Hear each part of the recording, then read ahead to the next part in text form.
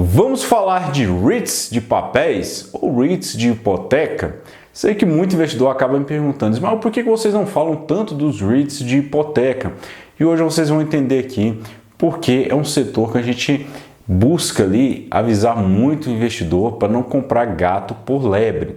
Primeiro ponto que eu ressalto para o investidor é essa imagem que aparece aqui do lado. Ela mostra ali o ticker de alguns REITs de hipoteca e, é lógico, o seu dividend yield. Se você dar uma pausa no vídeo aqui e olhar bem ali, vocês vão ver que o yield médio desses REITs aqui chega na casa de seus 10 a 20%. Isso é muito alto, mesmo para os Estados Unidos. Yield nessa casa aqui, ele é extremamente relevante e é lógico, aquele investidor que está chegando, ele vai olhar para esses yields aqui na busca de um retorno muito rápido, né, através do dividendo que ele vem recebendo.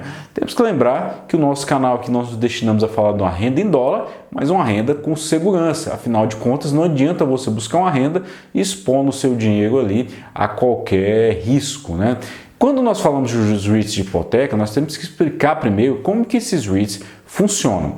Diferente de um REIT de tijolo, onde ele compra um imóvel e aluga ali para um inquilino e vai receber mês a mês aquele aluguel, e você, investidor, você vai ganhar tanto com os aluguéis que você recebe, ou seja, o dividendo, quanto com a valorização daquele imóvel, ou seja, o ganho de capital. São as duas principais formas aqui que temos de obter retorno quando nós investimos em um REIT. Quando nós falamos dos REITs de hipoteca, eles funcionam um pouco diferente.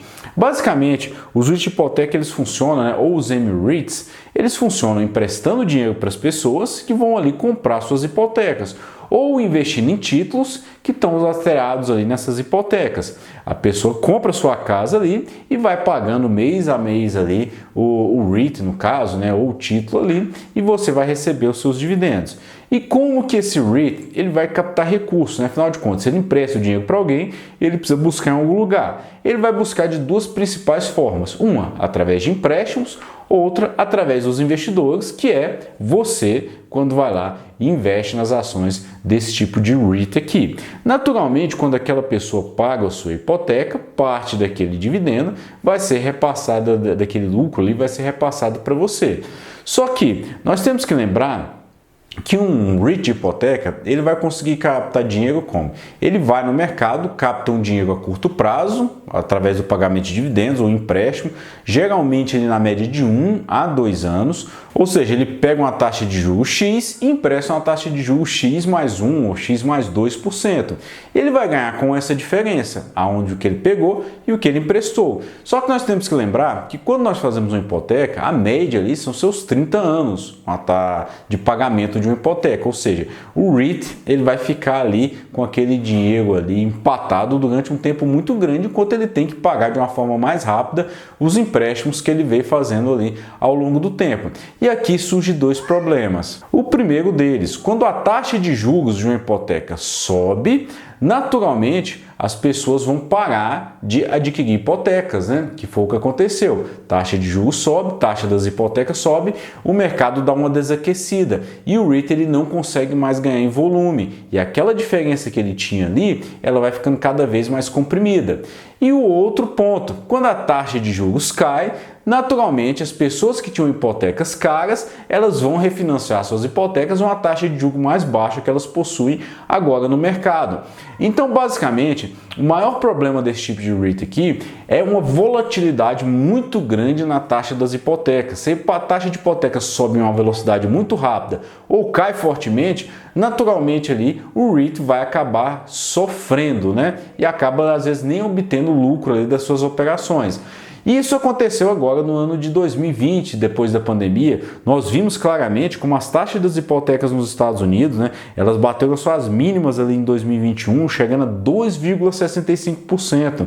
E logo em seguida a taxa de juros nos Estados Unidos começou a subir e as hipotecas também dispararam, chegando a 7,79%.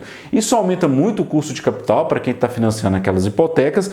E é claro, quando nós analisamos esse gráfico em roxo, nós vemos aqui a taxa das hipotecas. Quando eu incluo nesse gráfico aqui, em laranja, a quantidade de hipotecas que deram início, fica muito claro como isso funciona no mercado americano. Conforme as hipotecas atingem as mínimas, nós vemos ali em laranja que nós tivemos ali mais de 1,4 trilhões de dólares em novas hipotecas sendo feitas. As hipotecas vão subindo, a quantidade de hipotecas novas no mercado vai descendo também. E o REIT, ele se vê ali estrangulado nesse quesito. Mas não só isso, né? Nós temos que lembrar que o problema não é só essa redução ali no volume de hipotecas que o REIT pode ter, ou até mesmo a compressão desse spread, que é a diferença entre o que ele capta e o que ele recebe ali dos hipotecários. Um dos maiores problemas que nós temos é que nós estamos financiando imóveis. E esses imóveis existe um risco de calote. E hoje o maior risco de calote que nós temos vem exatamente do setor de escritórios. Não propriamente o REIT de escritórios. Nós temos que lembrar que dentro do setor de escritórios inteiro dos Estados Unidos, os REITs representam ali menos de 4%. Mas o setor de escritórios como todos, existe sim um risco de calote, né?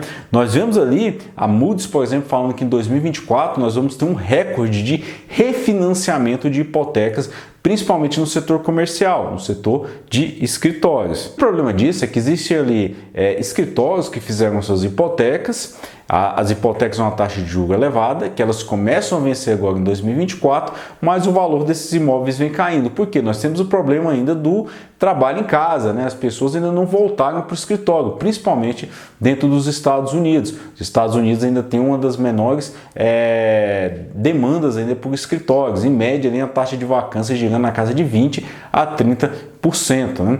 E qual é o maior problema disso? Quando a vacância aumenta, naturalmente a demanda vai diminuir, né? Porque em virtude da demanda que diminuiu, o valor dos aluguéis cai, e se o valor dos aluguéis cai, naturalmente o valor dos imóveis cai também. Nos últimos anos ali, nós observamos que nos últimos 12 meses, os imóveis comerciais chegaram a cair 11% em média seu valor de mercado, né? Esse gráfico aqui eu mostro para vocês, que é da Green Street, ele mostra ali o índice do valor de mercado das propriedades comerciais, né? Como ela reduziu agora e reduziu drasticamente desde 2022. Essas propriedades comerciais aqui estão englobadas tanto REITs de escritórios, REITs de apartamento, REITs de self-storage, industriais, mas o principal responsável por essa queda aqui nesse gráfico são os escritórios como um todo. Temos ainda um problema que é o risco de inadimplência ali dessas hipotecas, e ela subiu muito ali em 2020, que foi o auge da pandemia, e agora em 2024 ela começa a se alinhar novamente para cima, ou seja, temos um risco muito grande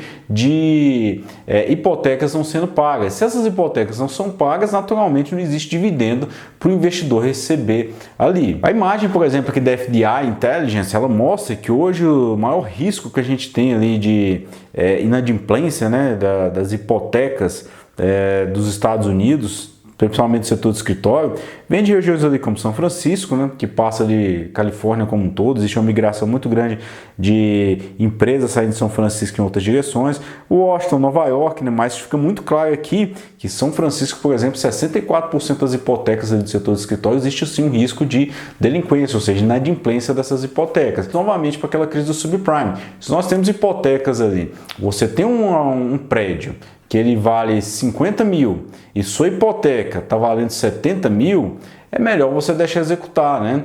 E isso está acontecendo novamente, mas não com os REITs, não com os imóveis como um todo, mas principalmente com alguns imóveis no setor de escritório, porque o seu valor de mercado caiu tanto que ele já não vale mais nem o saldo devedor daquela hipoteca.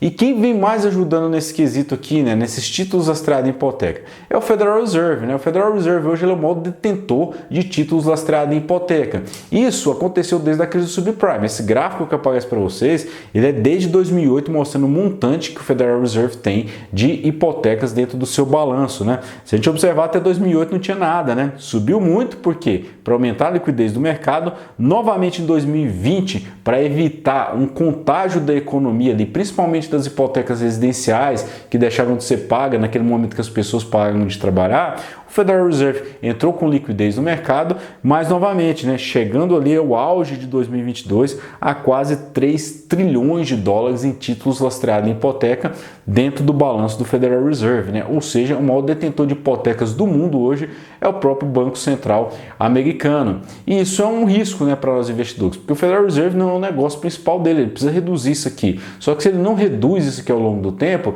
e essas hipotecas começam a contaminar o mercado, o Federal Reserve vai ter que voltar a comprar para poder injetar liquidez dentro do mercado. Quando nós analisamos um REIT hipoteca, uma das métricas principais que olhamos chama Price Book, que é um PB. Em REITs de tijolo, esse PB é muito irrelevante. Na verdade, não tem relevância nenhuma, tá? A gente sempre olha o Price NAV. Mas nos REITs de hipoteca, o PB ele é sim relevante. Esse book é o valor contábil daqueles títulos lastreados em hipoteca. Só que o valor contábil de um título, como eu expliquei para você, que valia 70 mil e que de repente hoje no mercado não está valendo mais esses 70 mil, está valendo 50 se você for colocar aquele imóvel que está lastreando aquele título à venda. Esse é o maior problema. Eu vou dar um exemplo aqui de dois REITs específicos, dois REITs que tem dentro do seu balanço bastante hipoteca de escritório. O primeiro dele é o Blackstone Mortgage Trust, BMXT. Se você quiser lá olhar, investir, né? Não é nem a recomendação que estamos dando aqui para vocês.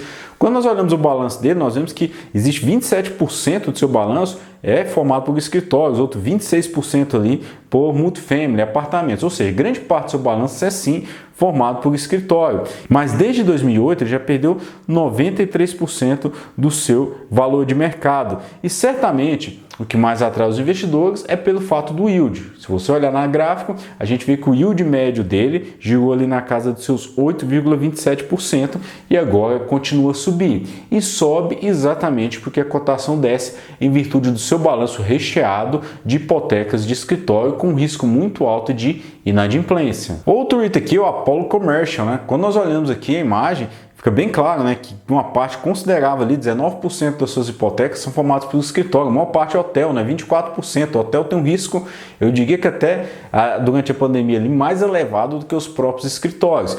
Quando nós olhamos o Apollo, que é o ARI, você observa bem, né, que em termos de valorização nos últimos anos, na última década, ele ofereceu uma queda de 38%, a sua cotação quase não saiu do lugar e agora vem caindo exatamente por esse risco, né?